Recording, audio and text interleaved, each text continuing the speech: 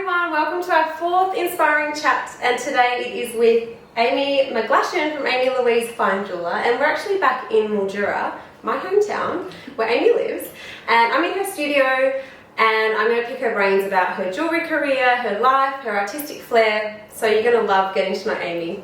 Hey everyone, I'm very excited to be included in this Inspiring Women podcast. My name is Amy McGlashan. I'm a manufacturing jeweller, so I hand make all of my jewels. I've been doing this for about 14 years. I've had my own business for about 7 or 8 of those.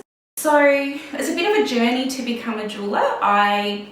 Through high school, I really wanted my own business, but I wanted to be an art teacher, so I thought I'd be a printmaker and teach art. I went to uni and did my Bachelor of Visual Arts, but then halfway through I kind of realised I didn't want to be in a classroom with lots of children. And I was a bit lost. I wasn't quite sure what I was going to do. And then I met my auntie's friend who was a jeweller, and within talking to 2 minutes, I'm like, that's what I want to do. Unfortunately, in Mildura, there's not a lot of opportunity to learn the skills. So we moved to Melbourne, and I became an apprentice with a manufacturing workshop. So I would do trade school like an electrician does, and learnt to make jewellery whilst completing that 4-year apprenticeship. So I learnt to do repairs, hand makes. And then when I finished my apprenticeship, the direction I really wanted to take was, what I really enjoyed was working with clients and remodelling and making heirloom pieces. So I'll have clients come to me and we'll sit down and we'll look at lots of different jewellery that they like, and then pick elements that were really appealing, and then I come back to them with 3 or 4 designs that they get to pick from. And then from there I hand make all the elements and I take photos throughout, so then they've got a bit of a collection. And a lot of the times too, if it's an engagement ring, the male will like the sketch drawings that I've done, and they'll use that in the proposal, which is really sweet. It's been difficult to try and keep that balance, because I had my business before children, so I still had that drive in my belly and that desire to be working, but I also really want to cherish the time with my children because it goes so quickly. I've always just worked whilst they were in preschool or kinder, and before that I just put them in 1 or 2 days, and I'd work weekends and nights to get my work done. So now I'm doing 3 full days, and then next year my youngest will start primary school, so I'm just excited to see what that looks like to have all this time, and then I will build my business more once I've got a little bit more time. A lot of the times I'll have clients come to me with rings they really love from like an online store or an online company, and it'll be like an aquamarine or an opal or a moonstone. And then these, with heirloom pieces and jewellery that you want to last for a lifetime, you need to use really strong stones. So anything below a sapphire on like a hardness level will scratch with everyday wear. There's a lot of problems within my trade of miseducation, where people aren't educated on what longevity means in jewellery. So a lot of companies may be designers who have decided to become jewellers, and they use casting houses to make their jewellery, so they don't actually have the base knowledge of manufacturing with tolerances of claws or the hardness of stones, etc. So it then when people come to me, I've got to explain all of these things to them on how to make something last a lifetime. Within my trade too, there's with manufacturing jewellers, there's a bit of not a rivalry, it's like this handmade versus cast jewellery, whereas I'm really on the fence. I believe that there's nothing wrong with cast jewellery or elements, it's just a time and a place to use it. So with my experience and my training, I know that you can't cast claws in jewellery or different parts of a ring or earrings, because they won't last. And I think what's happening in the trade is that there's a lot of people coming in as designers and they don't understand this, and they're selling very expensive pieces with soft stones that then fail in the long run, and it sort of creates this mistrust with jewellers. So I get a lot of people coming to me I'm remaking a lot of chain store jewellery for people that have had it for maybe 2 or 3 years, because it's about education. So they're going to these stores trusting that what they're buying is going to be an heirloom piece that they're going to be able to pass down. But if you look at Art Deco jewellery or antique jewellery, it was all handmade and hand forged. So the gold is stronger, the stones, you know, are strong stones, or if they're a softer stone, they know they're a dress ring. Whereas nowadays, soft stones, rings and cast jewellery is being sold as heirloom pieces and marketed as handmade.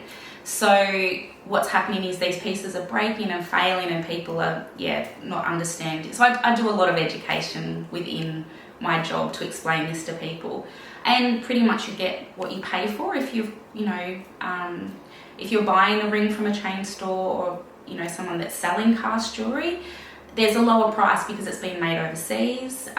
It's minimal gold. Like, a lot of people, as soon as they hold one of my pieces, they're like, wow, it's really heavy. It's like, well, because you want this to last a lifetime. So yeah, you're paying what you get for within a piece of jewellery. What's really important in my business model is the experience that I provide my clients. Like, I love face-to-face consults.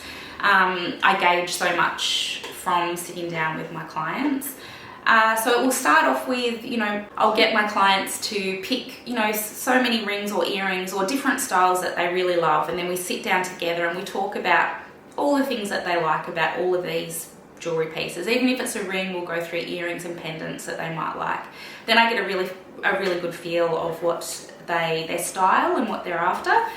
With that, then we talk about their budget as well. It just really helps narrow down the process so that I know, the labour that I can include in that design. We talk about stones as well. I can even get stones in on approval, and we get to sit there and they can look at them with the tweezers and in the stone holder. And then once I've ascertained their style, what kind of elements they like, and their budget, then I can really sit down and nut out different designs for them to pick out of. And then they have the option, if they might like a part of one ring or not the other, then I'll do a final image that they then approve, and then I hand make their piece of jewellery. Really love sapphires, and my favourite colour is green, and it's really on trend at the moment, and there are so many beautiful Australian sapphires in different coloured greens, and there's beautiful teals or party sapphires where they might have slices of different colours, or you might turn them in the light and they're a different colour. They're just beautiful. And they're strong. I tend to sell mostly sapphires and diamonds. Sapphires come in a rainbow of colours. A lot of people think they only come in like navy or light blue.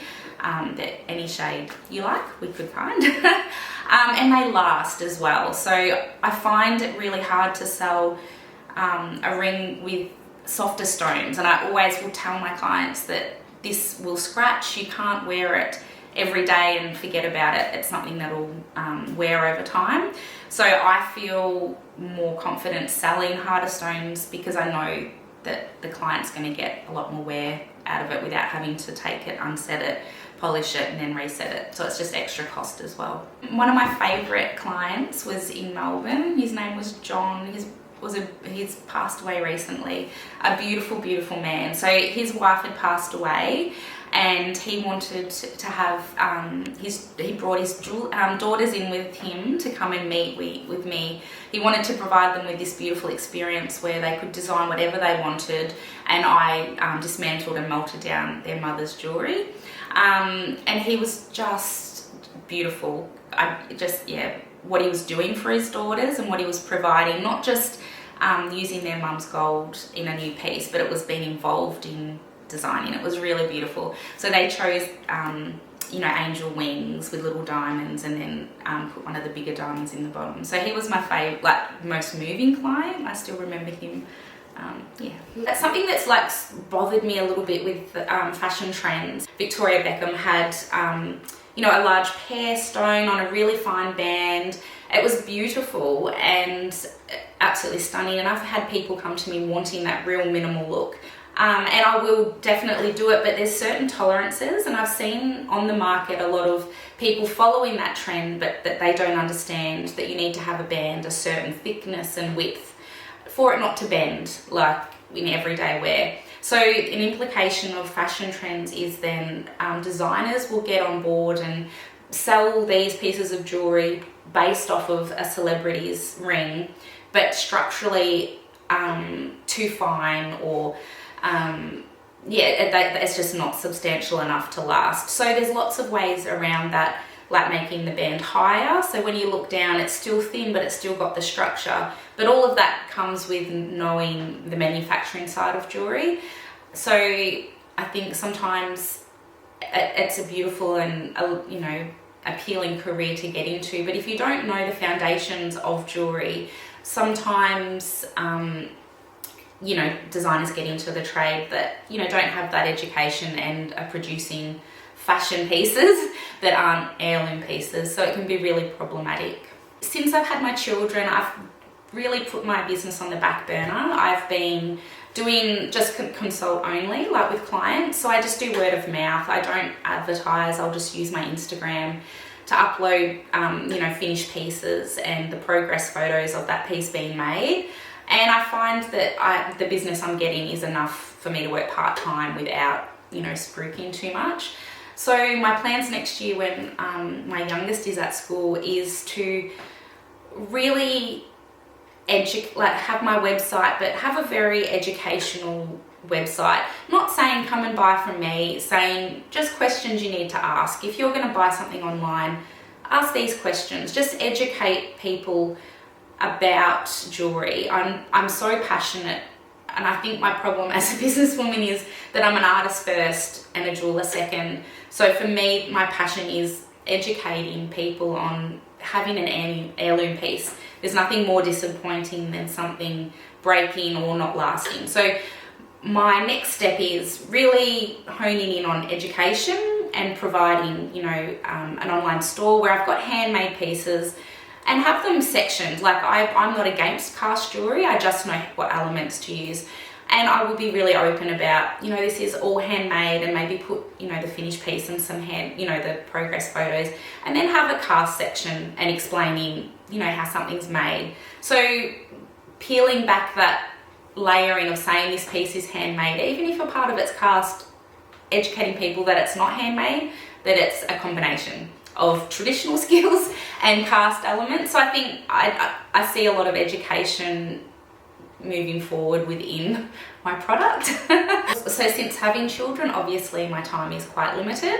So I also really love printmaking, life drawing, and just sketching, ink drawing. So I have set up a home studio where I've got my workshop in one end, and then I've got a beautiful little art room. I've been dreaming about that for about 15 years, so I finally set it up.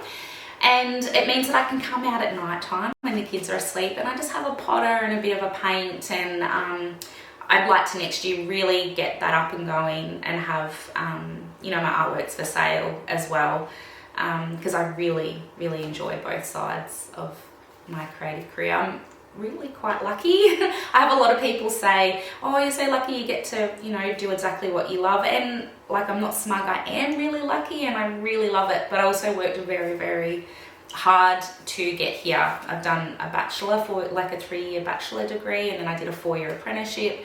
I've done numerous setting courses. So it's not just something I've jumped into and voila, I could do. With my jewelry making, it is like my paid job. It's what I do, but it also really takes a creative line, like an energy from me. And sometimes if you've got children or whatever, it can be very draining. And I find that sometimes life can really suck too much out of me, and I've got nothing left to create, which can be really frustrating because I love my job, but I also need that creative energy to be able to make. So that's a real struggle that I've had, and trying to find balance between that creative energy and my children and giving them what they need. So I feel like I kept trying to make my business bigger, but I had to keep paring it back because I felt what's really important for me is balance and being centered in my life and being present. And I feel, that tug and pull between motherhood and my career has been really hard, and I just have to keep reminding myself that my children are little for a short period of time and my business is here forever. So really, it's like, calm down, Amy, Miss Perfectionist that wants to do everything at once. Just focus and eat that elephant with little bites.